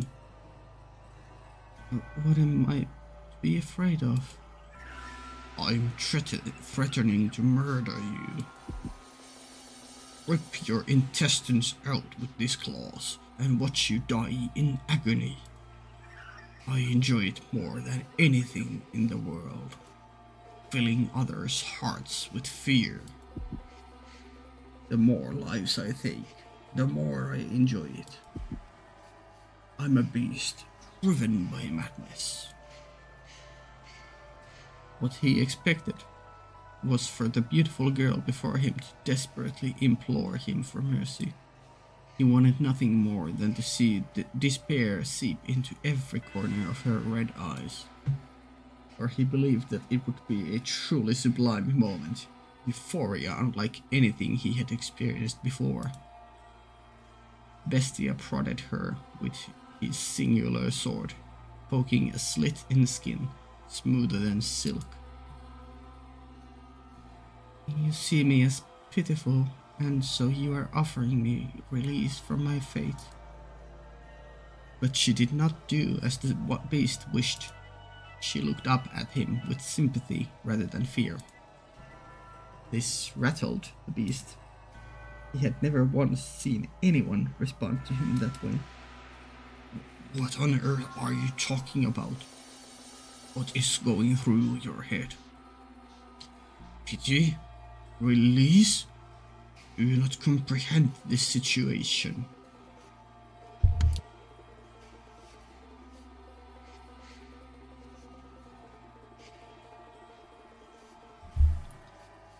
How can you be so calm?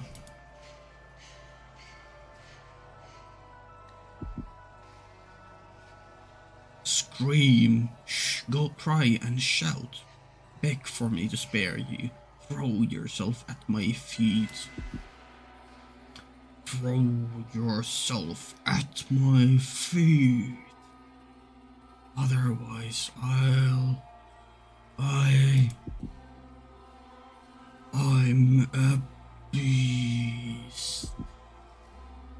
A beast that never tires of killing. To me, you appear to be a person. You're lying. You listen to the things I say, and you respond with your own words. I I was taught how to speak. I I I'm a beast who speaks human language. But you think, you use your mind to come up with responses, and you hesitate. If I'm human, then why do they disparage me so? Big word. Why do they reject me and try to kill me? Because I'm a beast. A repulsive beast. That's why, isn't it? I will do nothing to hurt you. We are alike. Alike? Don't be ridiculous. How can you say we are alike when you are as beautiful as you are? There is nothing beautiful about me. What value does outward appearance have? Fuck, calling me out. You have suffered much persecution, which is why you tremble in fear. I am not trembling. I am not afraid. I can hear the cries of your heart. What on earth is wrong with you? Why are you not afraid? Why do you not scream in terror? I am afraid, but more than fear, I feel like I know what my role is. Yeah? Your role? If you will have me, then I would like to remain here in the mansion. Are you mad? I will eventually kill you, torture you, put you through hell, make you wish you were never born. That does not change my mind. Please allow me to stay. I find it very hard to believe that what you want deep down is to hurt people. And I get the feeling that I am meant to be here. That it is my role. Bestia was at a loss.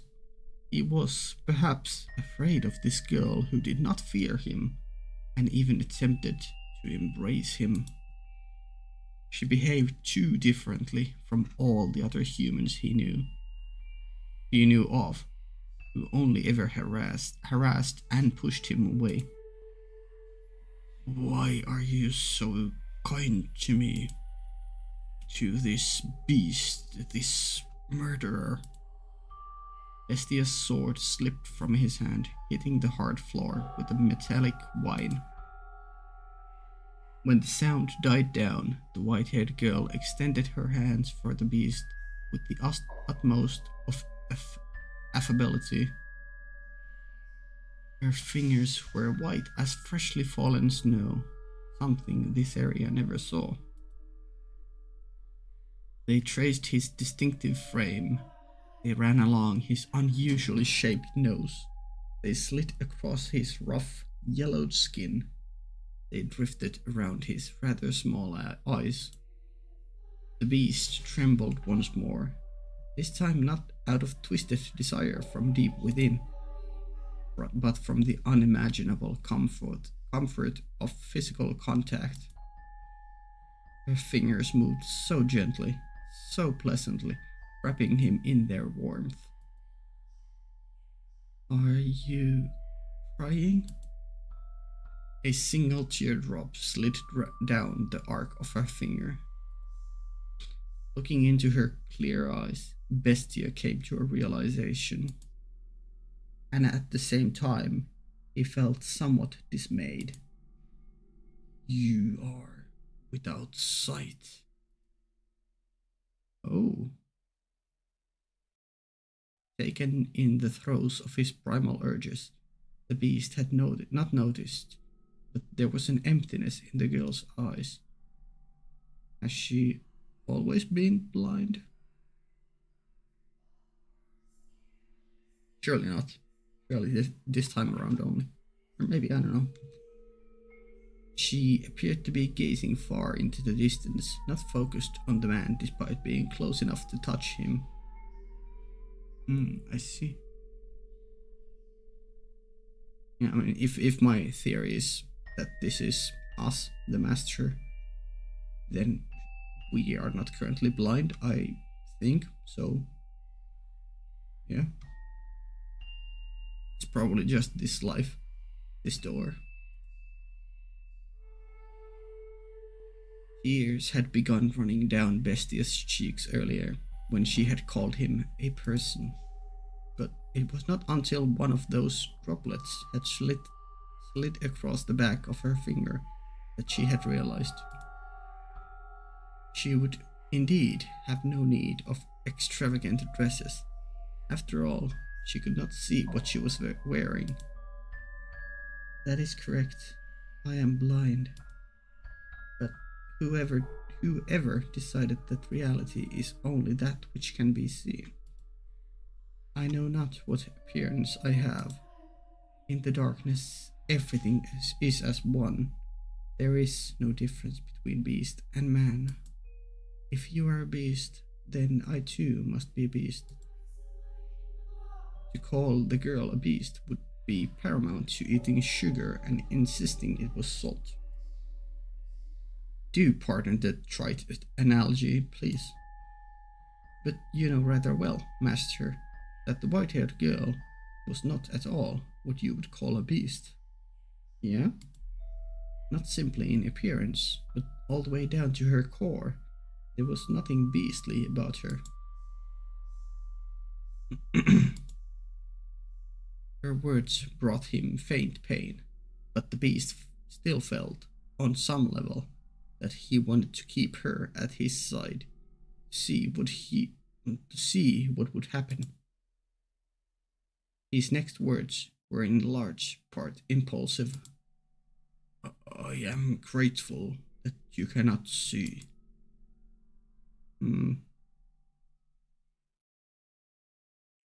Without exception, everyone who had wandered into the mansion had lost their lives before the sun rose the next morning.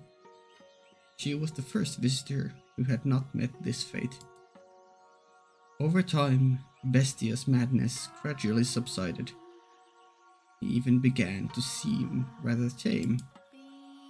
You would hardly believe it was the same beast who had once reveled in those perverse festivities. He was, I imagine, at a loss for how to behave. I too would be flustered in the constant presence of such beauty. I like this backing track. But it was not just her appearance. She had said she wished to live with him. A beast who had committed countless atrocities. Perplexing indeed.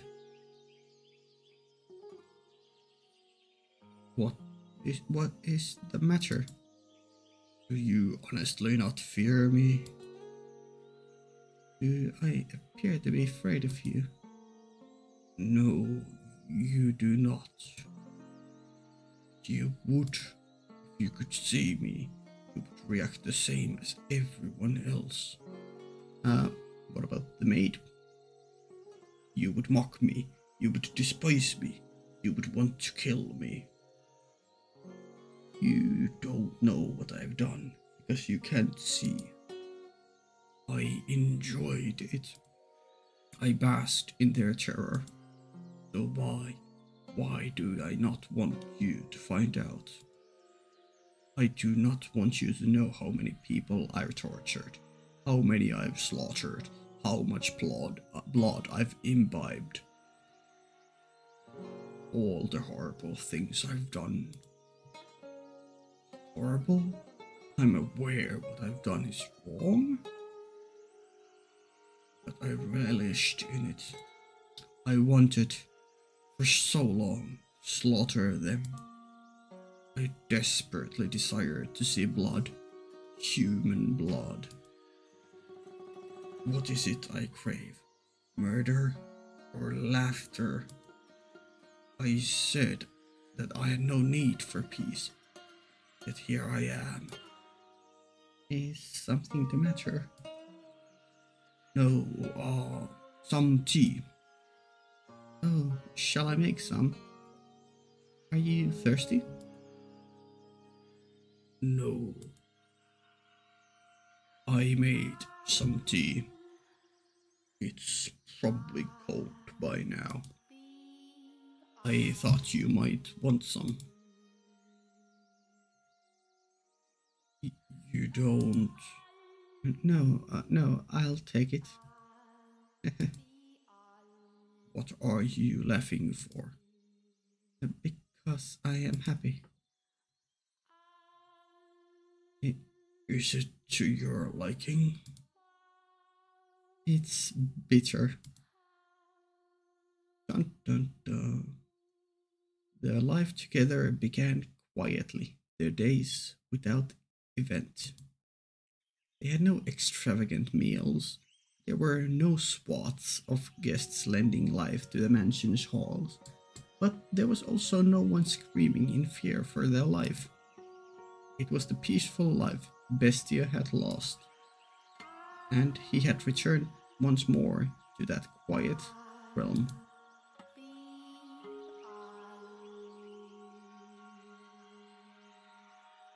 What's the matter? You are always so quick to notice my presence. My world is one of darkness, so I have heightened sense of hearing. What is it like? How do you perceive the world?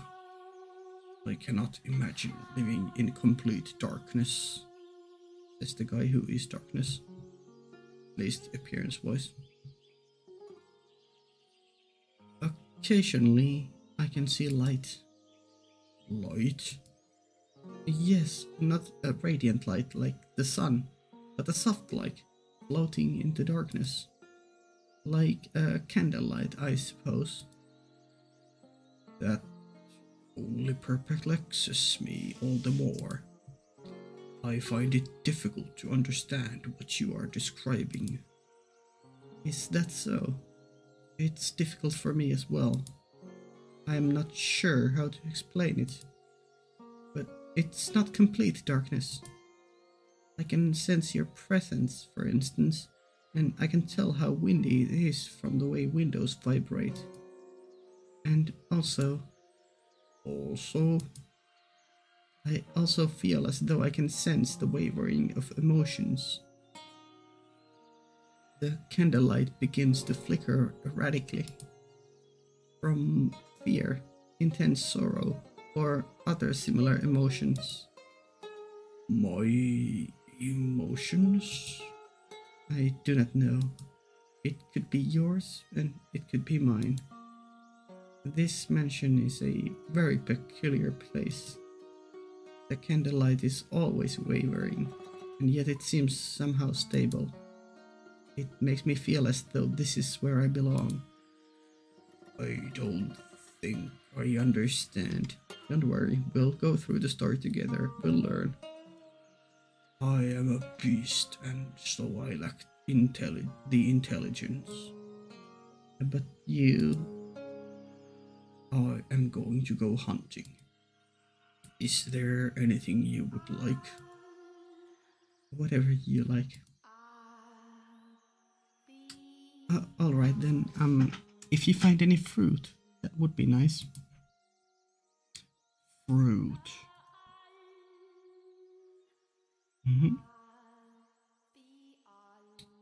Yeah, and he's back. It's sour. You picked it before it was ripe. Oh, I tried to press spacebar thinking that it would advance the text, but it was a quick save. You picked it before it was ripe. I didn't know. Is that a bad thing? I don't know anything.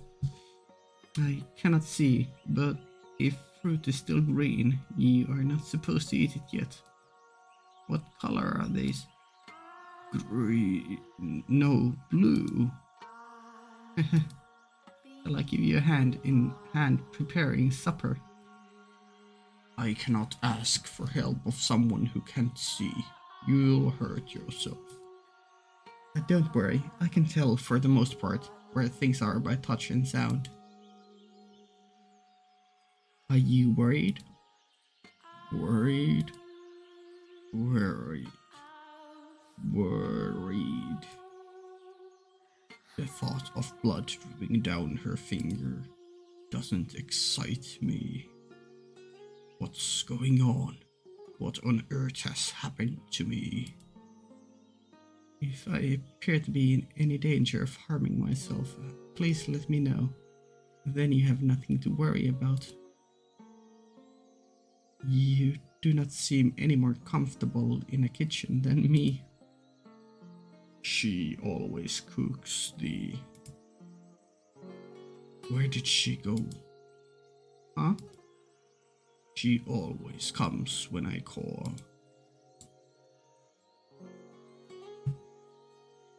Yeah, maid missing. I had hidden myself away.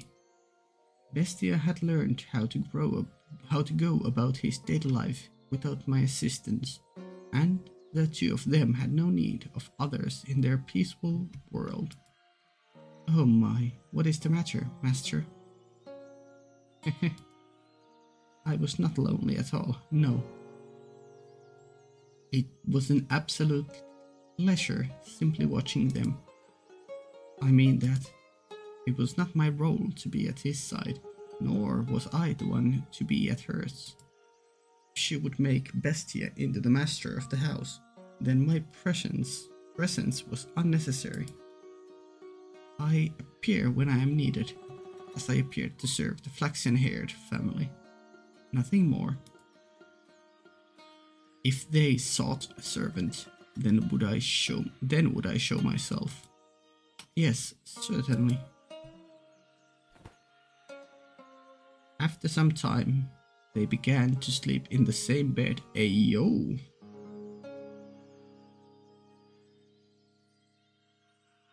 Oh dear, no, not for the reason you're imagining, master. Fuck you, game, for predicting me. You thought no such thing. Yeah, of course I didn't think of anything like that. Though they sleep in the same bed, they did not lay together. They did so, it seemed, because they were more comfortable in the same place. The two acted more like family than lovers. Yeah, but in Dorwell we had family become lovers. Or like, yeah. Hey, hello? Are you asleep? No, I am awake. Is the candlelight wavering? Right now, it is very calm. I see. Say, tell me about your childhood. What? Me? Won't you? My childhood? Yes, I have no such stories to tell. Yeah. When I was a child, I lost everything.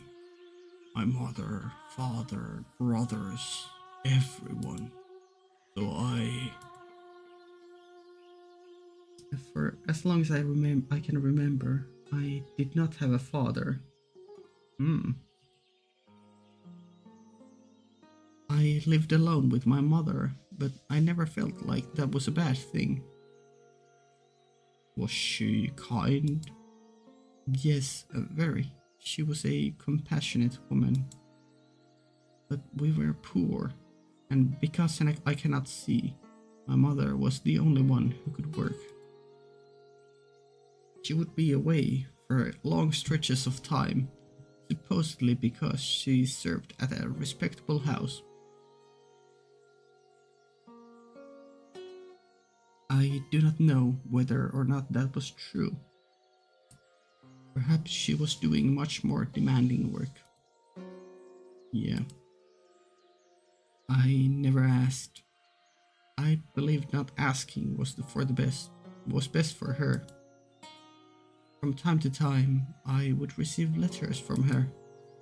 Someone who lived nearby read them to me. The letters went something like this. Life in the mansion is difficult, but everyone treats me so well, and they say I do good work. I'll be back with more money soon, so you be a good girl.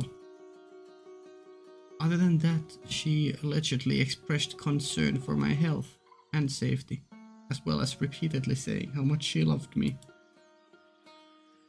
You have a good mother. I did. Nearly everything I remember my mother saying to me was written in her letters. So much kindness and warmth. Why do you not live with her now? How did you end up here in the mansion? Before long, she lost her life at her place of employment, and I was sent the money she had earned.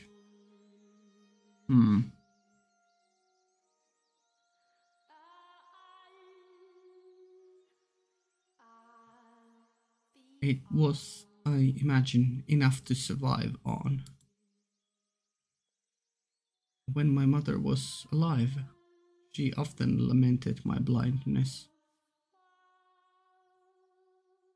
If only you could see, she would say, I could show you just how extraordinary this world is. So I decided I would visit a renowned physician in order to fulfill my mother's dream. Physician in this country. However, upon examining me, he said that he could not restore my sight. Dejected, I was on my way back home when bandits attacked. They robbed me of the money I brought to pay for my treatment. I lost everything my mother had saved for me, the money she gave her life to earn for me. I failed to repay her for anything she did, which cast a dark cloud over my heart. My world has always been wrapped in darkness, but at that moment I was in the deepest abyss. There was not even a speck of light. I was at a complete loss.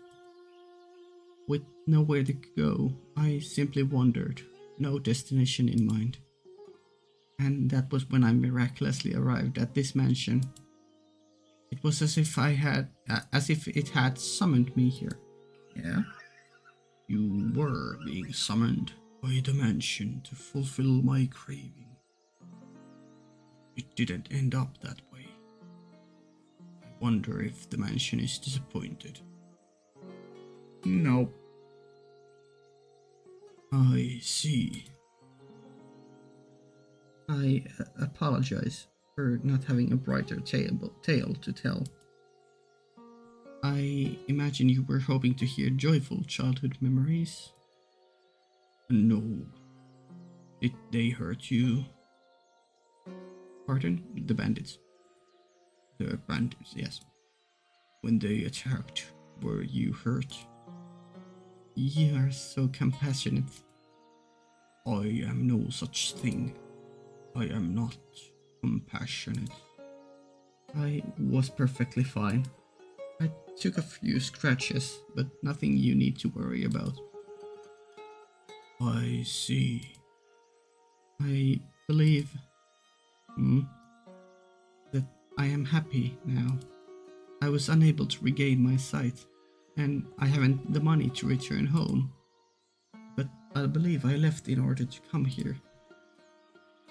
Is your life right now happy? Yeah, is it? I am terrified. I'm volatile. I'm growing accustomed to this woman's comfort. I'm afraid of losing her. A beast should not have these feelings. A murderous beast. Take this. What is... It makes a good gift, supposedly. The white rose ornament accessory. I was planning to throw it out when I learned that, but I couldn't. I felt like I was meant to give it to someone. That could only be you. It is a fake white rose. A white rose accessory. Do you not want it? No, I do. I just, for some reason... Oh wait, I guess was the accessory not for Nelly, but it was for her that Mel bought from the market. I guess. Either or.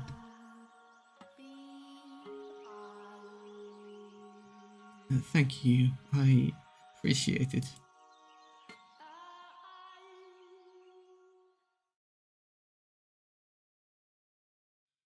Okay, I think that's a good place to stop. Yeah. We'll see where this goes on next time. Ooh, spooky music. Yeah. Beginning to door 2. Here we are. That was, I was definitely not expecting to see more of the white-haired girl, but hey, here we are.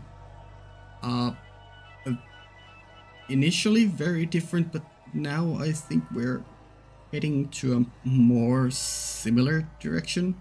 Like, ostracized, or like a person who does not know where they really belong or do not know what they really want meets white-haired girl. They bond, perhaps even eventually fall in love, and then something will probably go terribly wrong. We did get a character model. It feels wrong to say sprite because they're so like detailed or like paintedly made, but we got a sprite for Pauline, so she might be a recurring character. I don't know. Maybe she will come into play later on. But yeah, I guess we'll see where this whole thing leads next time in the next part. Yeah, I'll end the video here. Patreon description, 2-week early access, you know the drill. Yeah, okay, bye.